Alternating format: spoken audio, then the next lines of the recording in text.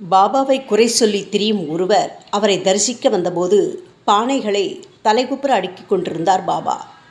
அவர் என்ன செய்கிறார் என அந்த நபர் கேட்டபோது, எல்லா பானைகளும் என்னிடம் இப்படி கவிழ்க்கப்பட்ட நிலையில்தான் வருகின்றன, அவற்றை சரி செய்து கொண்டிருக்கிறேன் என்று பதில் கூறினார் பாபா.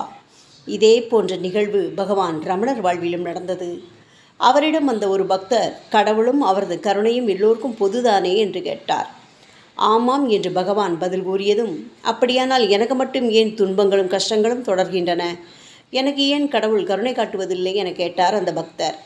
நீதான் பாத்திரத்தை கவிழ்த்து வைத்திருக்கின்றாயே, நிமிர்த்தி வைத்தால்தானே இறைவன் கருணை மழை பொழியும் என்றார் பகவான். இறைவன் அனைவருக்கும் சமமாகத்தான் கருணையை பொழிகிறார். அதை ஏற்கும் அளவுக்கு நாம் தான் பக்குவத்தை பெற வேண்டும்.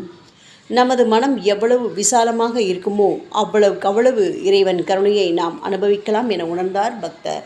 ஓம் சாய்ராம்.